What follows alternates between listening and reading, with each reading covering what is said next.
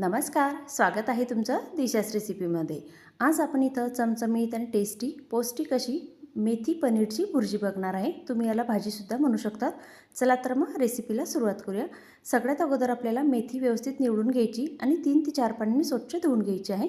आता लगेचच भाजीला फोडणी द्यायची आहे। त्यासाठी गॅसवर कढई ठेवायची, त्यामध्ये तेल टाकायचं। तेल छान कडकडीत तापलं की त्यामध्ये जिरं टाकायचं आणि नंतर 2 हिरवी मिरची, आलं, लसूण याची छान पेस्ट करून घ्यायची आणि नंतर टाकायची।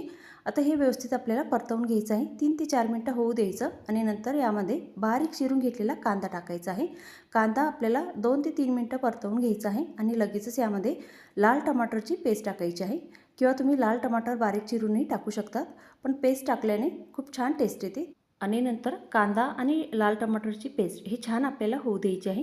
आता तेल सुटेपर्यंत होऊ द्यायचं आणि आता बघा 5 ते 6 मिनिटांनंतर लगेचच तेल सुटायला सुरुवात झालेली आहे आणि कांद्याचा सुद्धा रंग बदललेला आहे।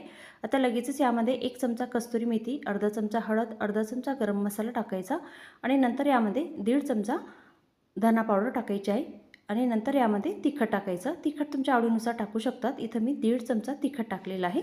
आता लगेचच यामध्ये हिंग सुद्धा टाकायचा। हिंग टाकल्याने भाजीला खूप छान टेस्ट येते आणि व्यवस्थित मिक्स करायचं आहे आणि 3 ते 4 मिनिटं हा मसाला होऊ द्यायचा आहे। तेल सुटेपर्यंत होऊ द्यायचा। आता तेल सुटायला सुरुवात झालेली आहे। लगेचच यामध्ये 1 चमचा दही टाकायचं। दहीऐवजी तुम्ही दुधाची साय सुद्धा टाकू शकतात, फक्त 1 चमचा टाकायचा। आता मसाला होत आहे तोपर्यंत मेथी छान बारीक चिरून घ्यायची आहे। आता मसाला झालेला आहे। आता लगेचच यामध्ये बारीक चिरून घेतलेली मेथी टाकायची। मेथी टाकल्यावरती तुम्हाला खूप जास्त वाटत असेल, पण शिजल्यावरती मेथी खूप कमी होते, त्यासाठी मेथीचं प्रमाण एवढंच ठेवायचं। आणि आता बघा व्यवस्थित मिक्स करून घ्यायचे आहे आणि शिजल्यावरती बघू शकतात मेथीचं प्रमाण खूप कमी झालेलं आहे।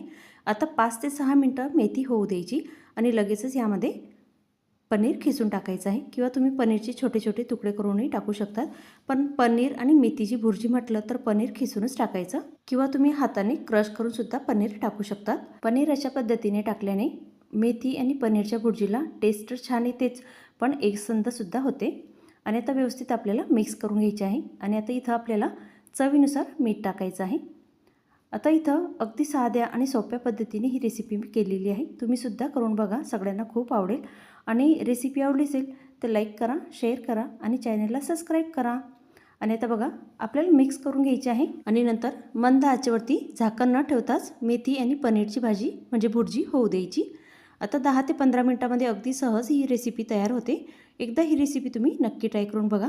गरमागरम मेथी पनीरची भुर्जी तयार झालेली आहे। तुम्ही पराठा किंवा पोळीसोबत ही भुर्जी खाऊ शकतात। लहान मुलांच्या टिफिनसाठी ही रेसिपी म्हणजे भुर्जी तुम्ही देऊ शकतात। लहान मुलं आवडीने खातील, कारण पनीर म्हटलं तर लहान मुलांना नक्की आवडेल। एकदा ही रेसिपी तुम्ही नक्की ट्राय करून बघा आणि रेसिपी आवडली असेल तर लाईक करा, शेअर करा आणि चॅनलला सबस्क्राईब करा। धन्यवाद।